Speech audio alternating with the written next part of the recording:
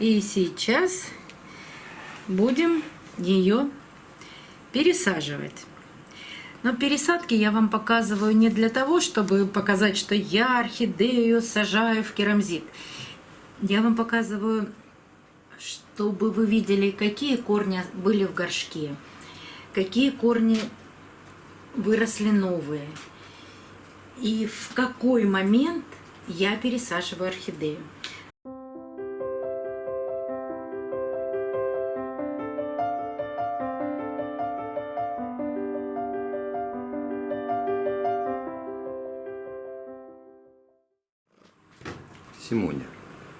Симонька, еще даже свет не включили, еще никто не готов, никого еще нет. Ну куда ты с проверками? Я надеюсь, ты не будешь мешать, да? Ты не будешь трогать цветы. Сёма, все проверил? Так, профессор, лежать. Вот так будешь проверять все даже. Ужас. Без тебя прям никуда. Добрый день, друзья. Сегодня пересадим одну из моих орхидей. Ну, все пришли, в принципе. Но все тихонько сидят под столом. Это орхидея «Золотой леопард». Купила я ее зимой.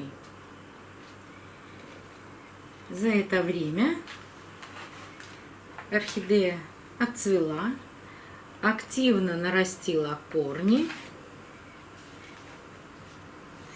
В горшке были грибы, но это не помешало орхидее активно наращивать корни. И сейчас будем ее пересаживать. Но пересадки я вам показываю не для того, чтобы показать, что я орхидею сажаю в керамзит. Я вам показываю, чтобы вы видели, какие корни были в горшке, какие корни выросли новые, и в какой момент я пересаживаю орхидею. 2 часа назад я по краю горшка полила орхидею. Вот столько воды осталось за 2 часа в горшке. Но это для того, чтобы легче извлечь орхидею из покупного горшка, что мы сейчас с вами и сделаем. Сёма не будет мне мешать. Вернее, сделаю я, а вы посмотрите.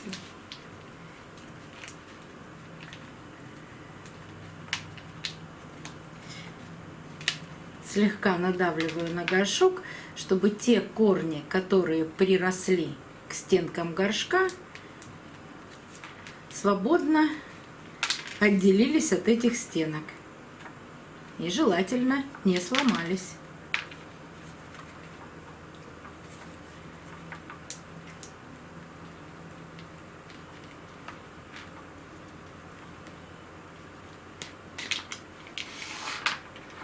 Так и получилось. А вот теперь давайте смотреть, какие корни у орхидеи были.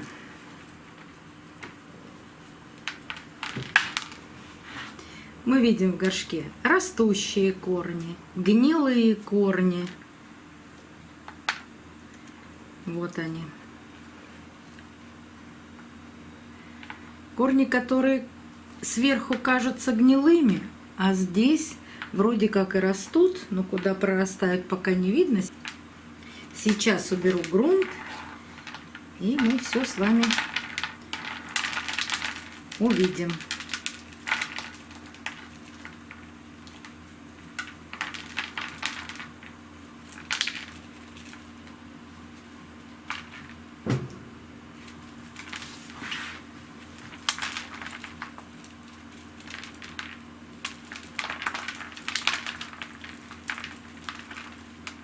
Торфяной стакан, конечно, есть.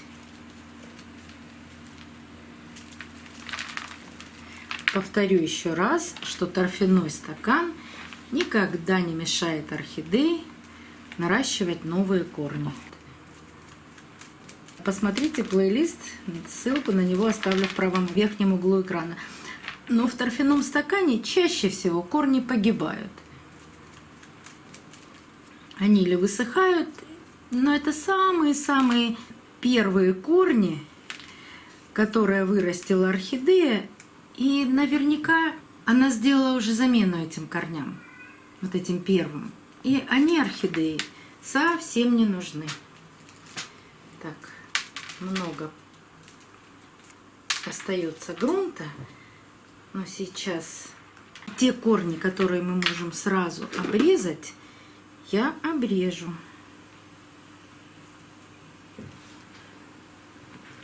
Ну вот, например, сухой корень, он растет от шеи, и он совершенно сухой. Оставлять такой корень не имеет смысла. Вот они, старые корни, которые росли в торфяном стакане. Ну, здесь есть еще кусочек корня, но он очень старый и работать не будет. Так, мне плохо видно, мне Сёма мешает.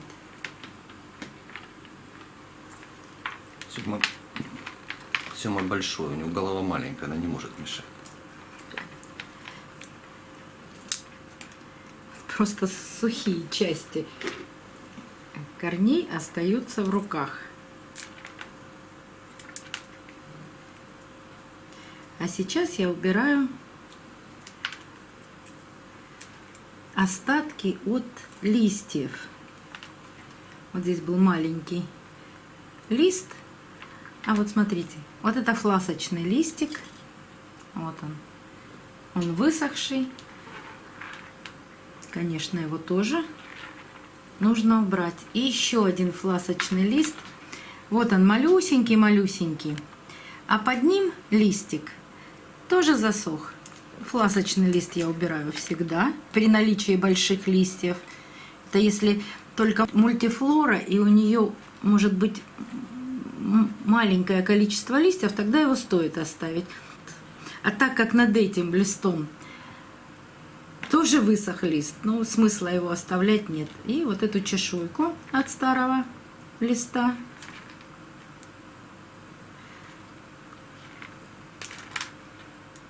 тоже нужно удалить.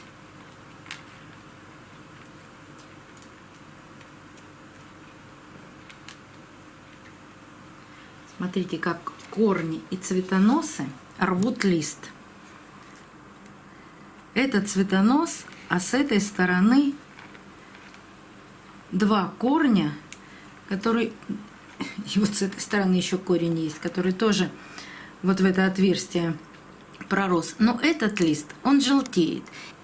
Пока смысла удалять его нет. Все-таки этот лист желтеет правильно, начиная с кончика. Поэтому пусть отдает все питательные вещества орхидеи, и тогда я его удалю. А вот такой сухой старый цветонос я отрежу.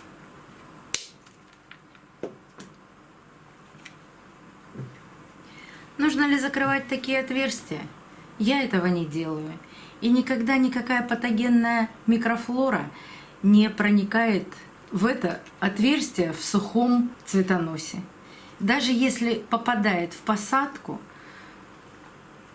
что не часто, но иногда случается, тоже ничего не происходит. Орхидея не гниет, если остается такой сухой цветонос. Ну а теперь я пойду промою корни орхидеи, потому что слишком много здесь приросшей коры.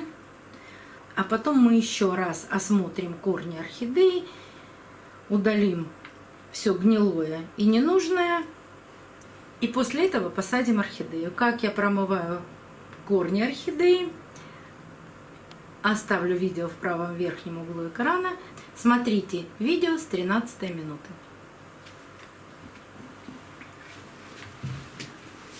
Сёмочка, ты отвернулся? Или ты смотришь на лайв, которая пришла? И тихонечко лежит. Молодец.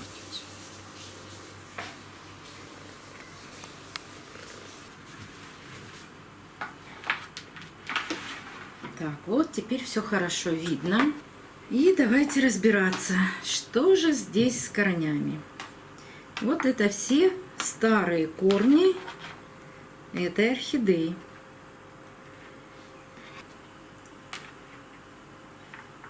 Давайте начнем с тех корней, которые находились в торфяном стакане. Такой корень отрезаю весь. Вот, казалось бы,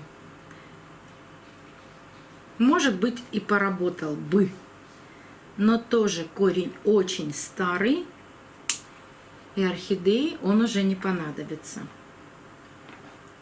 Если остались кусочки старого грунта, и вы не можете снять, оставьте их. Ничего страшного в этом не будет. Потому что корни орхидеи очень часто крепко прирастают к этому грунту, и снять иной раз бывает сложно.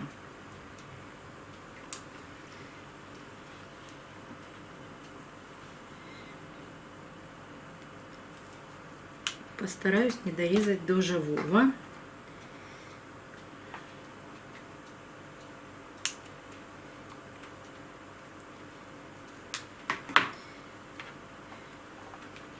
Вернусь опять к этому корню. Смотрите, большой корень. Здесь веломен весь высох, и паренхима схлопнулась. А здесь растет молодой корень. Такие корни отрезать ни в коем случае нельзя. Вот эти все корни, вот этот пучок корней, которые я сейчас помещу в горшок, они очень быстро, мы называем это, пропадут. Вот для того, чтобы орхидея хорошо начала расти, для того, чтобы у нее была возможность наращивать новые корни, вот именно для этого я жду роста этих корней. Потому что вот эти корни, вот они новые, растущие, и будут питать орхидею. И когда вы посадили вот с такими корнями, старыми, орхидею, и через 2 месяца начинается паника, все корни у орхидеи пропали, все, они гнилые. Вот есть корни, которые замещают вот эти корни, старые. И орхидея продолжает свою жизнь и свой рост. А при следующей пересадке, вот как сейчас мы убирали эти старые корни, я также уберу и эти корни. Но пропадает, гниет или высыхает верхняя часть корня. Это веломен и паренхима. А тяж, вот этот, вот называется тяж, основной цилиндр, внутренний цилиндр, это корень. Он все равно остается. Он остается и хоть в меньшей степени, но питает орхидею.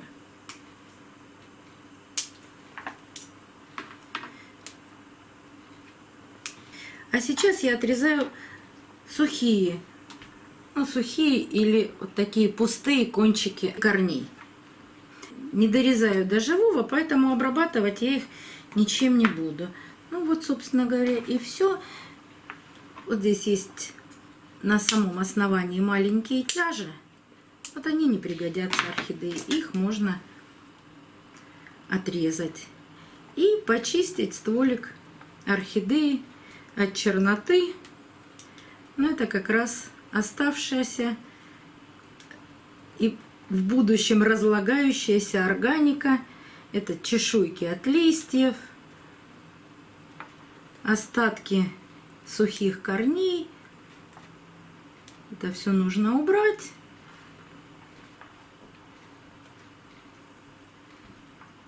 Но без фанатизма. Не так, чтобы оторвать у орхидеи все, что только можно. Ну вот и все. И вот в таком состоянии можно и нужно посадить орхидею. Мне кажется, что сама посадка это не самое интересное. Горшок 2,2 литра, двойной, прозрачный. И вот теперь нужно все эти корни воздушные поместить в горшок. Понятно, что вот эти длинные помещаются очень хорошо, а вот эти торчащие в разные стороны сейчас я постараюсь направить в горшок. Вот таким образом. Аккуратно и не торопясь. Если орхидея сидит высоко, можно немножко покрутить горшок, и орхидея сядет глубже. Ну, вот получилось по центру, что замечательно.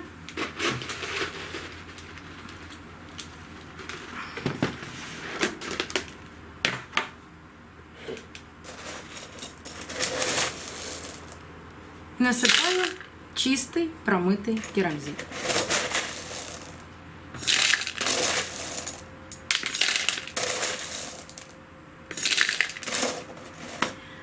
Как я промываю керамзит, я тоже уже показывала, поэтому не буду повторяться, оставлю ссылку на видео.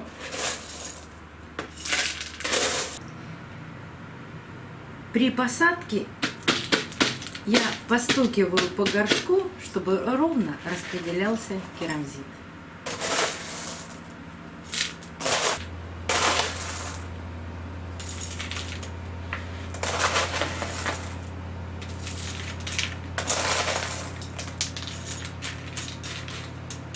Почти все корни ушли в посадку. Единственный вот этот молодой корень, который пока растет вверх. А все остальное в горшке. Поднимаем горшок, смотрим. Корни хорошо видны. Больших пустых воздушных карманов нет. Так что оставляем орхидею так. И следующий полив орхидеи я делаю только после того, как просыхают видимые корни. Но о поливах я рассказывала о разных очень много. Поэтому, чтобы опять же не повторяться, оставляю ссылку в правом верхнем углу экрана. Выбирайте тот полив, который вам нравится и с которым вам удобно работать, и поливайте орхидею. Но только всегда помните, что самое главное в поливе – это вы должны полить орхидею, а потом корни должны просохнуть. Скорейшей адаптации орхидеи «Золотой леопард». До новых встреч, друзья! Увидимся на канале.